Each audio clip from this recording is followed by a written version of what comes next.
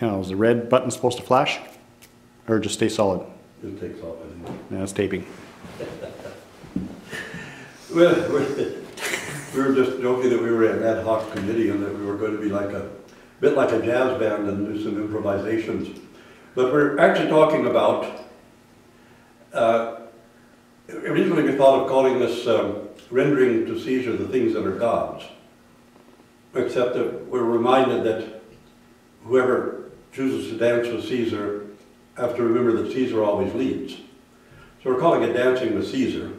And I'm going to tell a couple of stories that kind of explain why this name and what direction we're going in. Because we have a lot of Christians in our day who really think that involvement with federal governments and trying to manipulate legislation in various parliaments or congresses is somehow part of their scriptural obligation. I'm sure Jesus Christ would not agree, but Jesus Christ doesn't figure very deeply into modern Christianity. He's the missing person in modern Christianity. We use his name, but we're only using his name the way other people drop names of CEOs or politicians or important people. But Jesus Christ has gone missing in modern Christianity, in my view. And in the place of it, we can't make up our minds what the boundaries between us and Caesar are, and what things we should be rendering unto God and what things to Caesar. And we've confused God and Caesar in many ways. And I want to recall that, you know, there was an epoch of state churches. The Swedish state church, not too long ago, petitioned the Swedish parliament to disestablish it. And the reason they did was because while the civil politicians were willing to listen to the church leaders, the church had to follow the political policies of the Swedish government. And they were a certain amount of control by the Swedish government over the church. So the only solution was to become disenfranchised, no longer be tied to the state. In Imperial Russia, from the time of Emperor Peter I, the church was very heavily controlled and manipulated by the state. And although the story is seldom told, the church was persecuted in Imperial Russia. Catherine the Great closed down hundreds of monasteries and thousands of parishes. There were always, in the time of Emperor Alexander I, the bishops were ordered to announce something that the state wanted because it was something to do with international politics. But from an Orthodox point of view, it was clearly heretical. The bishops who refused to make the state proclamation were sent into exile. And many of them never ever returned to their cities again. In the time of St. Anthony Khrapovitsky was Metropolitan in Volyn, the Carpatho-Russian people were mostly the Austrian Empire. And they didn't have any kind of leadership or pastorship. And Bishop Anthony used to disguise himself as an ordinary priest and managed to cross the border and go into the Carpatho-Russian area and see what the circumstances were of the Carpatho-Russian people. He wanted them to provide priests for them. He wasn't permitted to, because it would cause political tensions between the Austrian Empire and the Russian Empire. So for diplomatic purposes, so Metropolitan Anthony turned to Constantinople, and they provided priests. But the reason the Russian church could not provide for their own people, Carpatho-Russians, was because of diplomatic relations. Now, because Metropolitan Anthony had worked so much with the Carpatho-Russians, the Austrian imperial government petitioned the Russian imperial government to transfer Metropolitan Anthony, then Bishop Anthony, to a different diocese. And the imperial government did it because it had to do with diplomatic relations. So we've seen this so many times when the closer the church draws to the state, and the church always, of course, wants their moral laws and various things legislated, but the more you get from the state, the more the state takes from you. And when we think that we need the state to prop up God, or to prop up Jesus Christ, when we think that Christianity is so empty and the gospel so vapid that we need the state to intervene to rescue the gospel, or to rescue Jesus Christ, or to rescue the Christian faith, it means that we ourselves have no faith. And we're depending on Caesar instead of God. Consequently, we're rendering our first loyalty to Caesar instead of to God. And in many cases where there are state churches, and in America where there's a national state religion made up of various sectarian portions of that religion, the state becomes God. The state becomes the purpose of the religion. The first duty of many ultra-right-wing Christians is Americanism, not Christianity. And what their fantasies and dreams about what that is would be. Now, it wouldn't make much difference in certain times in Russia or Greece either.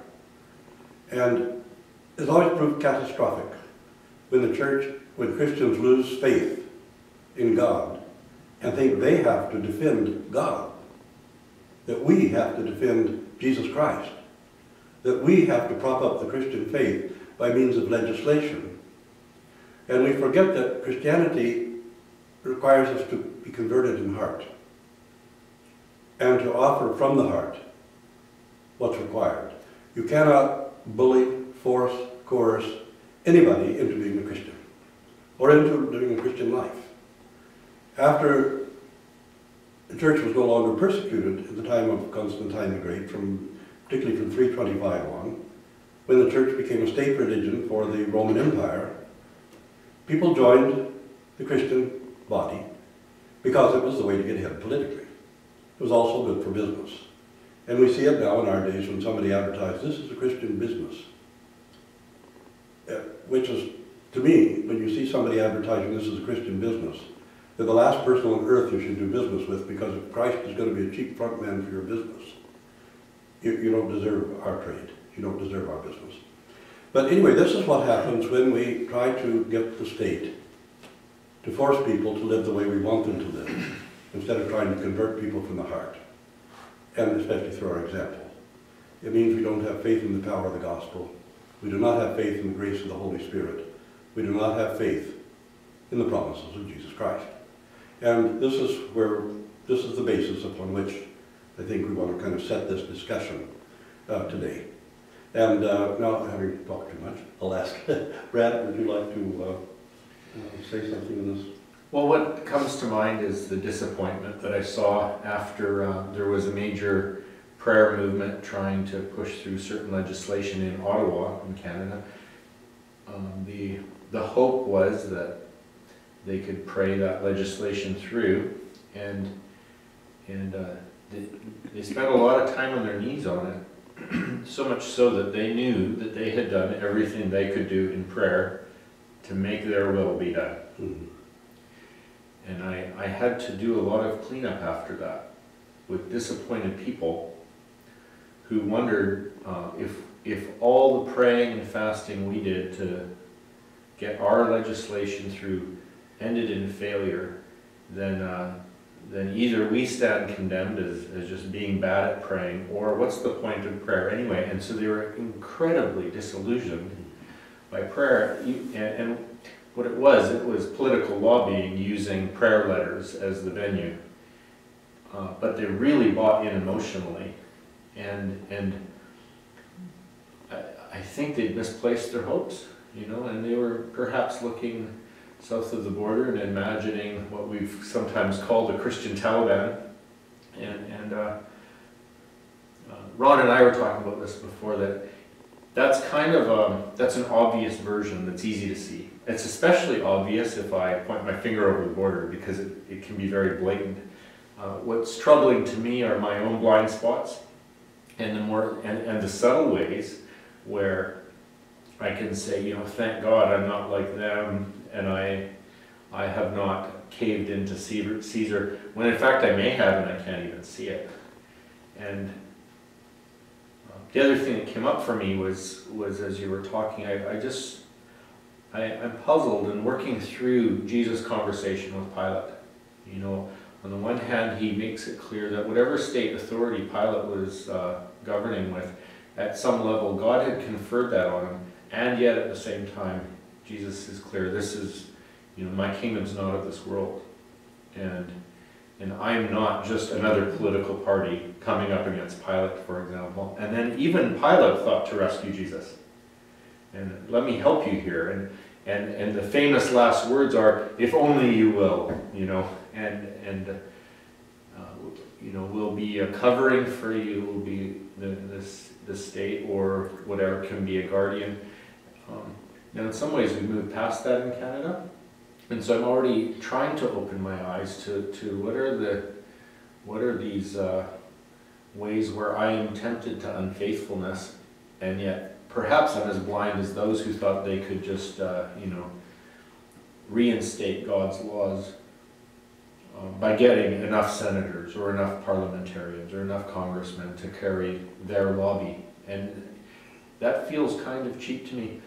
Having said all that, I really don't believe that the church is meant to be the state's chaplain, and yet perhaps there is a prophetic role we can play, and that we can come along like a Nathan did to David. And really, I don't know how to do that in a way that doesn't just make me sound like one of the lobby groups.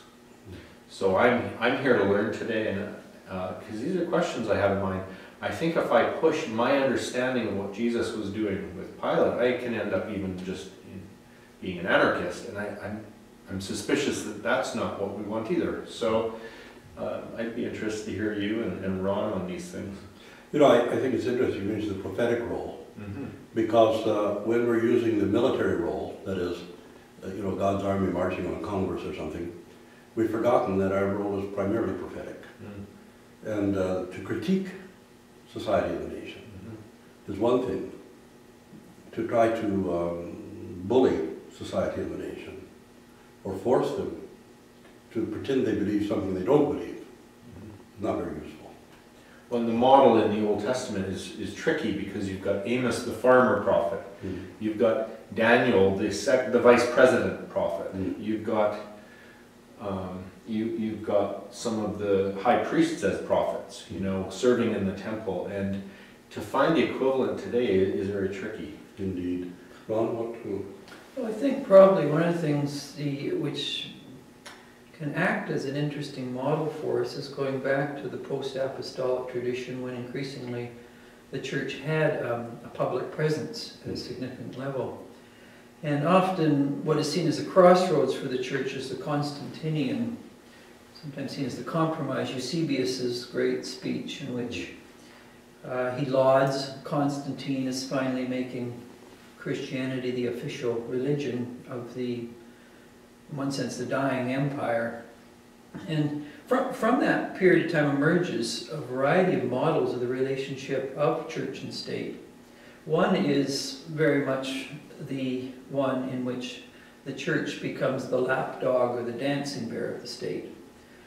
In one sense, trying to understand Eusebius's speech within the previous 200 years sort of makes sense. If you've been martyrs for centuries, for someone to come along and say, we're not going to persecute, we're not going to kill, then a speech like this sort of makes sense. Now it had, of course, negative implications, that the church became for some the servant of the state. But the great saints of the church, both in the East and the West, whether John Chrysostom was no docile yes man to the state, or a Basil or Gregory of Nyssa or an Ambrose, they become prophetic voices. So here you have on the one hand the Eusebian compromise, you have on one hand the other the prophetic tradition. You have some of the desert people who retreated from the fray entirely because they saw the church assimilating to the Constantinian compromise. So you have this as another position where there's a sense of the church is assimilating, it's losing its white heat martyrdom. You retreat into the deserts of Egypt and Syria and Palestine to maintain a pure witness. Now I think there's another model here which, from my own tradition, which is Anglican, and it's summed up very nicely in Thomas More's book 1 of Utopia. England, of course, in the 16th century, actually previous to that, sailing to what was called the New World, Central America, and so they're discovering this new country. And Raphael in Book 1, he goes to the New World, the sun is always shining, people are only working a couple hours a day, the families are living together harmoniously. He comes back to England, and he says to Moore, I've been to this utopian environment, and England is such a contrast. There's injustice, there's brutality, there's lack of sensitivity, there's class divisions. And Moore says to him, because Moore senses Lord Chancellor of England, he's in one sense he plays the role of, say, key figures of the Old Testament who took serious roles in Egypt, or Daniel in Babylon or something. Moore says to Raphael, he says, listen, I agree with you that there are terrible injustices in England's fair and pleasant land. He says, I'm Lord Chancellor of England. He said, if you will come on the ship of state with me, we will work together to change what's happening in England. We'll move from a shoreline of injustice to the other shoreline of greater justice. But what Raphael does at this point, he says, oh no, if I got involved in politics, I'd have to compromise. And he brings out a laundry list of reasons not to get involved politically.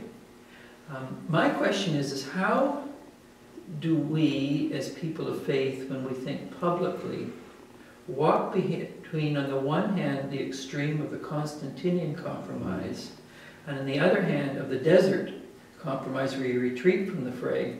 How do you hold together the best of the prophetic with the best of being on the ship of state, where you can steer it, at least in an imperfect way, into a more just and peaceful state? And it's living, I think, in that tension between what Thomas More was trying to do in Utopia and, of course, his work in England at the present time, which is the difficult one. Often the prophetic, like a Raphael, throws stones at the ship and says, you're not perfect, you're not sailing right. A Moore comes along and says, I agree with you, will you get on the ship of state with me? Some of the prophetic people only know how to throw stones, they only know how to critique, but they don't know how to be loyal to the process of transformation of politics without being compromised by the Constantinian settlement. And I think it's in that very subtle and difficult position that the Church has to be both an active voice, as salt like yeast in the public realm.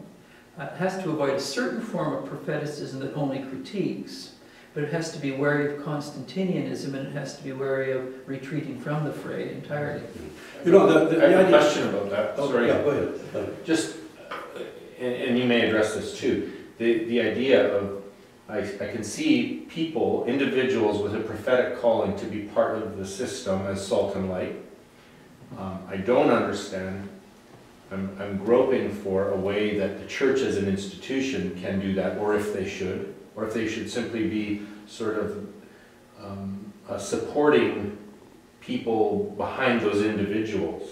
So it's one thing for someone with a calling and let's say the training and genius of a Thomas More to take a position, and it'd probably be a second topic on how the Church itself relates to that. That's quite different from being a state church, or maybe it isn't. I'm still wondering about that. Yeah, you know, the closest we came to it, of course, was T.C. Douglas, who was a very, very deep believing Christian, and whose policies were shaped by his faith. And I think T.C. Douglas probably read Tory far more than he was anything else. Because, you know, when people talk about socialism, T.C. Douglas balanced the budget every year that he was Premier of Saskatchewan. And but to me, Tommy Douglas, aside from being the greatest Canadian that ever lived, according to opinion polls, had set a pattern for us. And to think about this you know, praying to have legislation changed. But what was the legislation people were praying for? They were praying against a specific group of people. Yeah. They were praying against people that they hated and despised. Yeah. Hatred and despising is not something that Jesus Christ really taught us. Praying against is Praying against witchcraft, somebody. isn't it? Yeah, it's kind of witchcraft. They're trying to put a curse on somebody. Okay, we elect a conservative government, they elect a Republican government. Oh, now they're going to abolish abortion. They're not going to do anything of the kind. They're not going to do anything that they said they were going to do. They're going to do whatever it takes to stay in power. They're not doing that stuff. The problem is that when the Christians who get involved in politics are involved in politics because they're afraid of somebody, because they hate somebody, because they want to hurt or destroy somebody. And how many times did you ever go to a prayer fest of some kind where they were praying for social justice? That's the whole rub, isn't it? Where they were praying for social justice instead of trying to disenfranchise some group of people. And I always remember when we had the protest against the civil sanctions in Iraq, and I was in Ottawa, I was one of the organizers at the time, and I encountered a group of so-called pro-lifers, and people are not pro-life at all, they're anti-abortion. I encountered a group of these people and I said, look, this is what our protest is about. There are between 500 and 1,000 children dying every day in Iraq because of the civil sanctions. And it's not hurting the government at all. So so join us in this protest because, I mean, 500 to 1,000 children dying a day. Oh, well, they've got to do this in Iraq and all these excuses why we should probably go and drop a nuclear bomb in Iraq. And I said, well, why is it that you're so concerned about the killing of the preborn, but you really don't care if people kill the already born? How's that pro-life? I don't get it. It's these inner contradictions in what happens because the political involvement is primarily hyper-moralism, and it's always aimed against one or another group in society, or it's aimed against the normal freedoms that evolve in a liberal democracy. It's sometimes even against the Charter of Rights and Freedoms, which many of our ultra-religious right in Canada call it the Charter of Wrongs. I mean, my God, women are equal with men. I mean, this is what the problem is, that when take St. John Chrysostom, who was dragged away into exile how many times by the imperial government, only to be brought back by the demand of the people, because he was very critical of the injustices of the imperial government. He wasn't arguing with them about, oh, you should go out and kill everybody who's immoral around the hippodrome. There's quite a bit of immorality around the hippodrome. He didn't advocate going out and killing these people or throwing them in prison. What he advocated was social justice. John Chrysostom, one of the greatest of all Christians, believed in the redistribution of wealth. How many modern political Christians do you find who agree with redistribution of wealth? I would say, it's the motivation. Here the problem is the motivation, what we're motivated for. I mean, look at the holy prophets. What kind of a fast is pleasing to God? To break the yoke and lift the bond? To feed the hungry? Yeah, I mean, why does that vanish from the Christian consciousness? And all of a sudden, if you believe what Isaiah said, you're a communist or a socialist instead of a Christian. I think what I was thinking is, and the points you're raising are so pertinent for the simple reason that, I mean, we can do the Caesar thing at a political level. Mm-hmm. If we can see it in a metaphorical level, is that there's worldviews which compete in the culture wars, and people genuflect in the right-left political debate in terms of where they give their allegiance. So on the right, they will tend to line up behind the Caesar of issues of opposing abortion, euthanasia. They'll stand for traditional family values, law and order. And there's a laundry list by which they bow down. If you're on the left, it's often much more environmentalism, it's social justice issues, it's questioning militarism or in Iraq. And there's a form of a subtler form of Caesarism in our time, by which Christians are either taken in by the politics of the right, the politics of the left, or the politics of the sensible center. And I think a prophetic visionary way of looking at things is how do we transcend that right, left, center, and say there's a higher vision of which on the right there are truths, in the center there are truths, on the left, there are truths. George Grant, one of our great, probably the greatest political philosopher in Canada, the latter half of the 20th century, talked about how we are enmeshed in a certain way of thinking we don't even know how to think out of anymore. And then he would unfold that enfolding and point out how we are pulled one way or another. And I think the Caesarism of our time at a metaphorical or a more subtle or sophisticated level is the way Christians have been divided in the public realm on right, center, and left, without seeing that we have to transcend that tribalism to reach a higher level and not be drawn into that Caesarism of modernity, which has so come to predefine how we engage the ethical, the social, the economic, the military, the environmental issues, and the culture wars, and stand for a higher ethical vision that will seem to be on the right sometimes. It will seem to be on the center, and it will seem to be on the left sometimes. And that's our way of not genuflecting to the Caesar of modernity, and the way Christians have been taken captive by that. Yeah, that's well, taken captive is a pretty good word, because if we were to make a careful study, I think we would find that people define their religion by their politics. They do not, the religion doesn't affect their politics. Their political position reshapes and redefines their religion. And you can find a certain harshness and brutality, and you can also find a certain kind of saccharine emptiness, depending within this kind of framework. Instead of looking at what's really supposed to be there. I think one of the most striking examples in history was St. Ambrose, after Emperor Theodosius had committed the outrages at Thessaloniki, massacred those people in Thessaloniki. And he came to Mediolanum and he started to enter the church, and Ambrose met him at the door, closed the door, and forbade him to enter until he'd shown the fruits of repentance. As they were walking away, the adjutant turned to the emperor and said, "I've certainly never heard a bishop speak to an emperor that way." And Theodosius said, "Then you've never seen a true Christian bishop." Yeah, and Ambrose is many ways the Western version of what John Chrysostom is in the East. For me, I have it's some of these guys that I really admire. I do find it quite a leap in my mind to try to transpose that to Canadian culture. And so when you bring up a George Grant or a Tommy Douglas, that does help me to get a handle.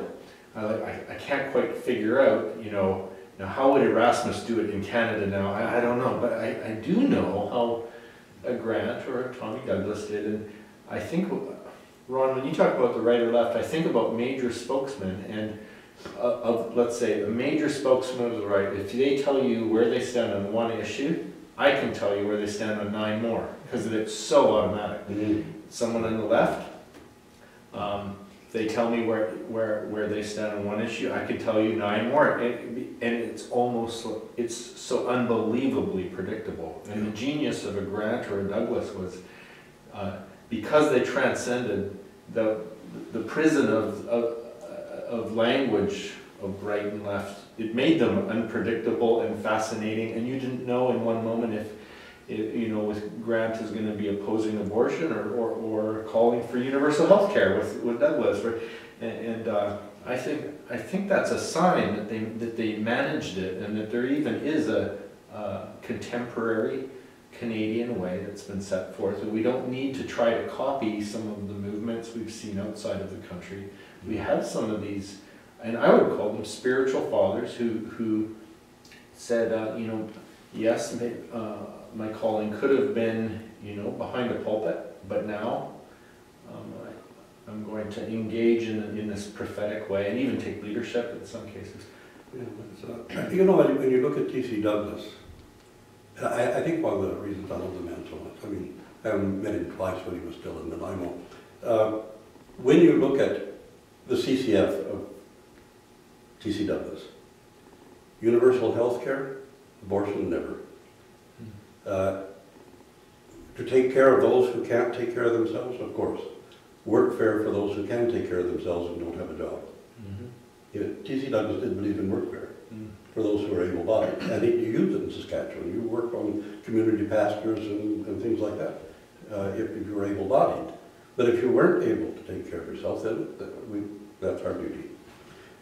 Universal health care, but it's gone beyond what what T.C. Douglas had in mind, to the point where, you know, he didn't have in mind quite so absolute a situation.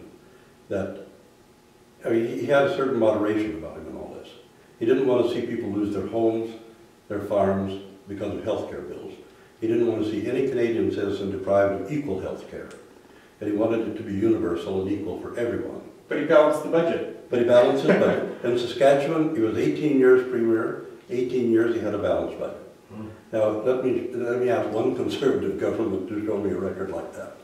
You know. And I would say there's a classic illustration of a Christian, a Thomas More mentality that works in the ship of state to sail it from the shoreline where we did not have universal health care coverage to the other shoreline where we now have policies, a structure in Canada so that people don't have to run off and get private insurance, and if they can't afford private insurance, then they are left without any health coverage whatsoever. They die in the street. And yet he didn't make his denomination that he was, you know, an ordained pastor, he didn't make them a political party. And so at some point he knew when to shift. I want to address justice too in a moment. We'll finish your I was going to say one thing which brings us into a collision of Douglas and Grant, which is an interesting one.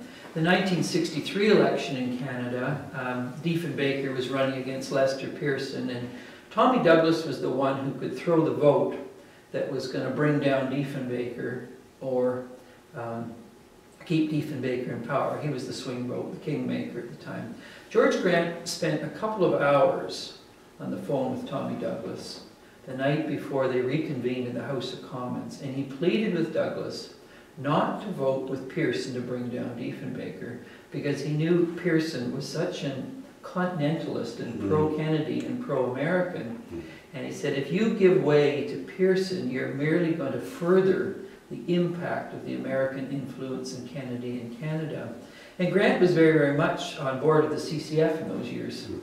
And it was when Douglas voted with Pearson to bring down Diefenbaker that Grant turned on the CCF and obviously the NDP and argued that really when push comes to shove, they're quite willing to bow to the empire and the new Romans, and in the process they may get their health care, but they've sold their soul for a much, much bigger agenda. So the Douglas-Grant interaction at a pivotal point in Canadian history highlights some very interesting points, but that's just a little side path. Yeah. Well, I just want to add, I think, if I recall, I mean, maybe I'm wrong, the reason Douglas had finally agreed to back Pearson was because Pearson promised that they would bring in universal health care if they formed the government. Yeah, but it was a deal.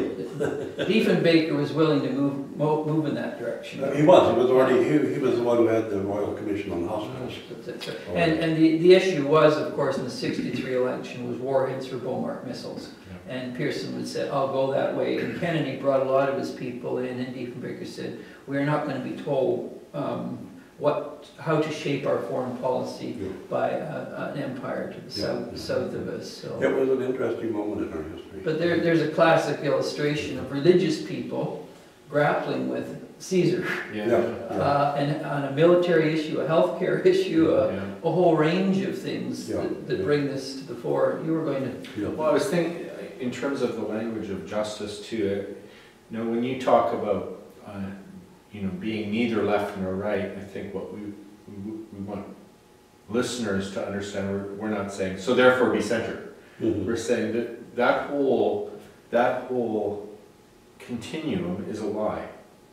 And there's a higher standard than the left-right culture wars continuum. And one thing I'm noticing just in the last week is how on the left, the language of justice completely forms around the rights. So, you know, in the assertion of rights. And on the right, the language of justice often forms around punishment. So on the left, it's, and I even want to say, well, of course children should have rights, women should have rights, gays should have rights. And it's like, yeah, But something about rights is not love of neighbor, which is the heart of true justice. Just as, on the right, yeah, people need to pay their debt to society, whatever that is. There should be restoration and restitution. But if it's just about longer prison terms, is that really the heart of justice? No, it's missing love of neighbor again. And so sometimes I think we have imprisoned ourselves in this, the left language of justice, the right language of punishment, and to say the biblical prophet's vision of justice was much higher than that. It involved giving and receiving. It involved grace and gratitude. And none of these things have anything to do with rights or justice normally, or rights or punishment. But it's a higher standard that Jesus modeled.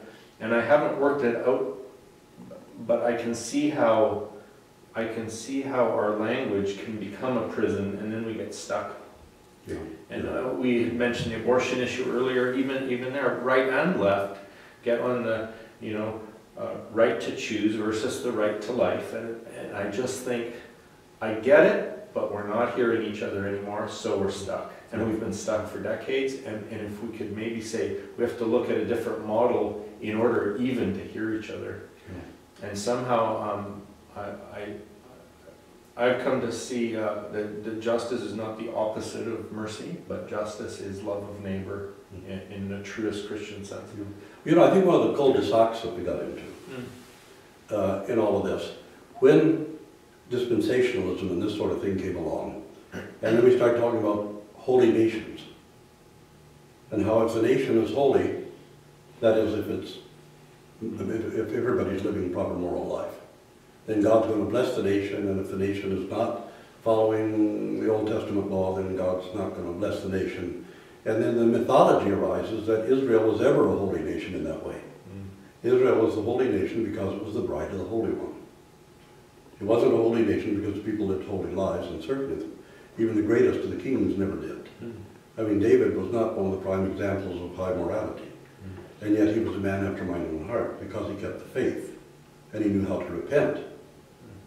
And when people decided, well, look, America's great